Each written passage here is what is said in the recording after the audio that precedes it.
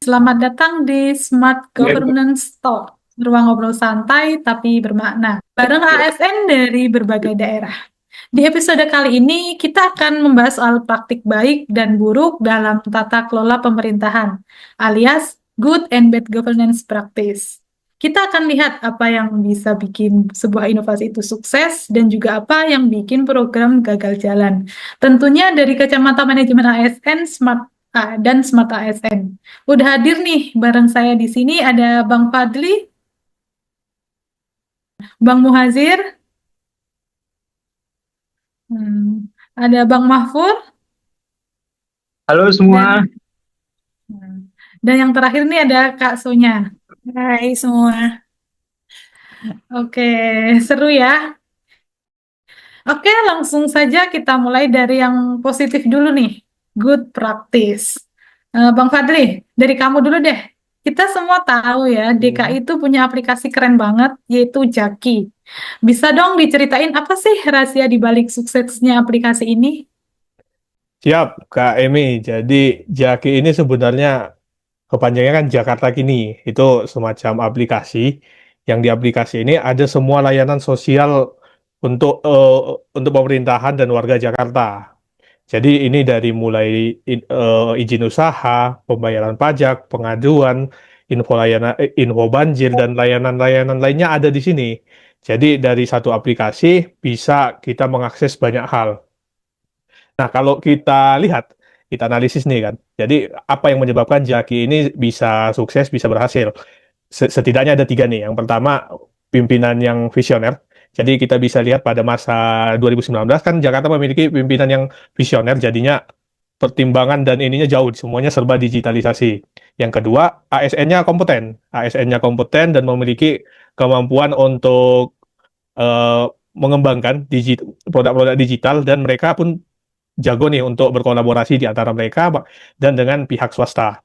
Yang ketiga, eh, selain dari ASN dan pimpinan, ternyata mereka ini mendapat dukungan nih. Dukungannya ini pun besar.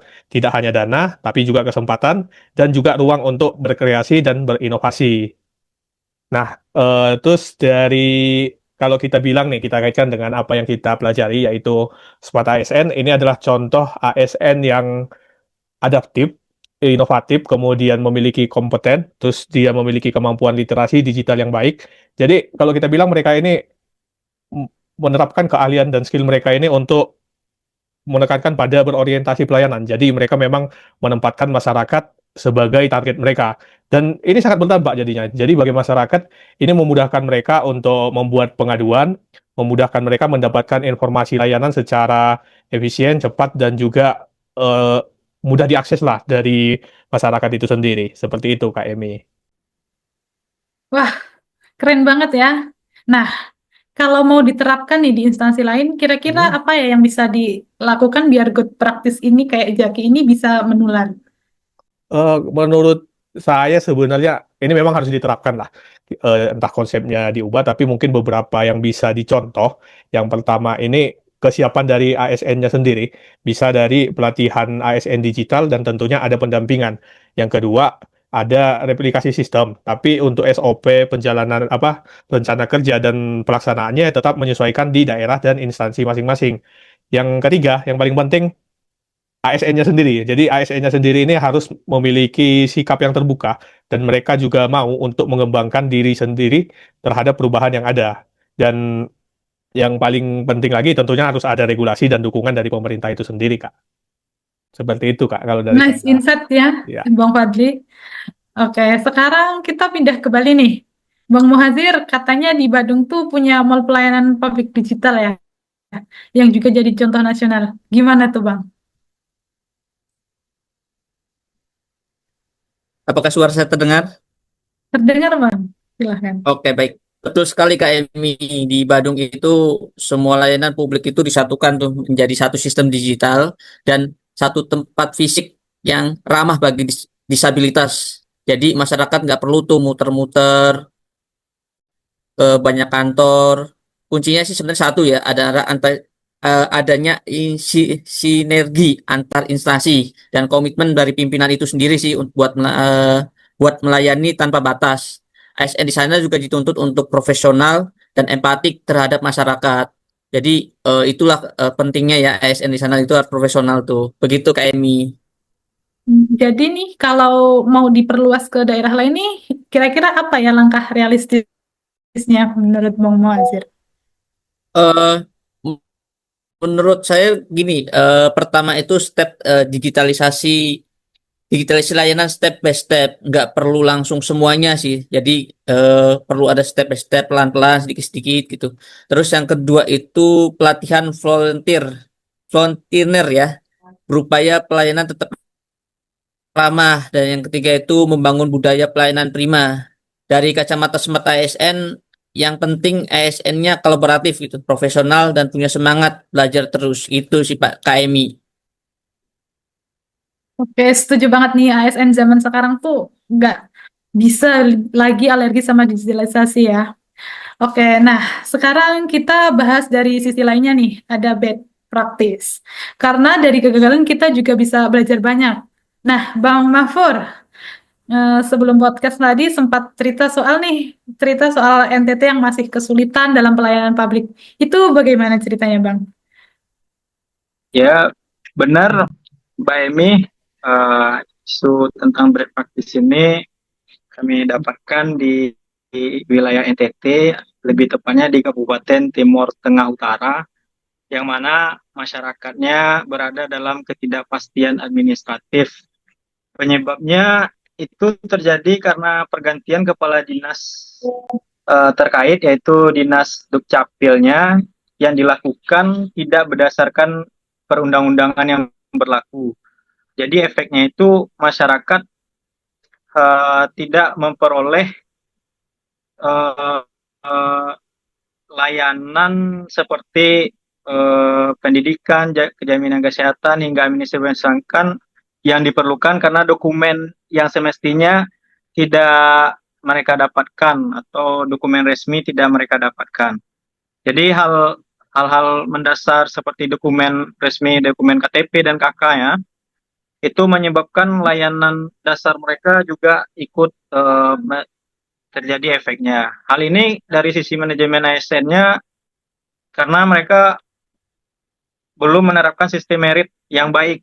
Adanya indikasi ego sektoral dibandingkan mengutamakan kepentingan masyarakat.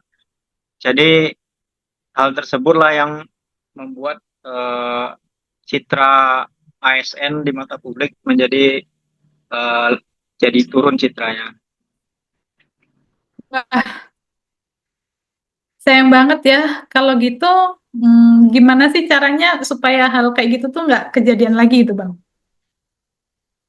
Pertama, perlu dari pemerintah pusat sendiri sebagai pembuat peraturan undang-undang, itu perlu melakukan sosialisasi berkala dan rutin, sehingga peraturan terbaru tidak timpang tindih. Kemudian melakukan modernisasi administrasi, pelatihan ASN pelayanan prima, dan yang tidak kalah penting, penguatan pengawasan kinerja ASN. Sehingga ASN harus profesional dan punya empati, bukan hanya sekedar administratif atau mengutamakan kepentingan sektoralnya. Wah, setuju banget itu, Bang. Nah, sekarang kita ke Kak Sonya nih. Di Maluku Utara juga katanya sempat dapat nilai rendah dari Ombudsman gitu ya, Kak? Nah, Ya, gimana tuh, Kak? ya Kak Emi. Menurut data Ombudsman ya, indeks pelayanan publik di sana cuma sekitar 65%. Itu termasuk rendah dengan kategori C ya Kak. Penyebabnya itu pertama lemahnya sistem pengawasan, kedua kompetensi ASN-nya di sana rendah, dan sistem merit belum konsisten dalam penerapannya, serta banyaknya jabatan yang diisi bukan berlandaskan dari kinerja, melainkan karena faktor non teknis. Terus dari perspektif Smart ASN ini tergolong jauh dari nilai akuntabilitas dan profesionalisme serta masih rendahnya etika pelayanan publik. Dan ini juga disebabkan karena masih rendahnya pemanfaatan teknologi digital di sana, Kak. Gitu. Duh, ini PR yang besar juga ya, Kak ya. Iya. Jadi, untuk alternatif solusi itu paling realistis Bagaimana menurut Kak Sonya? Yang pertama itu bisa melakukan evaluasi kinerja ASN secara rutin ya Kak ya.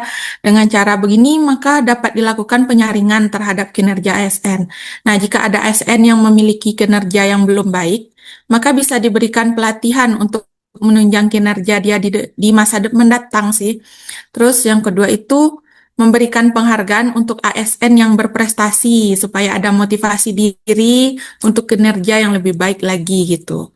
Terus yang ketiga itu menerapkan sistem merit dengan digitalisasi layanan secara bertahap. Jadi nggak harus langsung diborong gitu. Agar terciptanya ASN yang berakhlak dan dapat menerapkan Smart ASN dengan baik.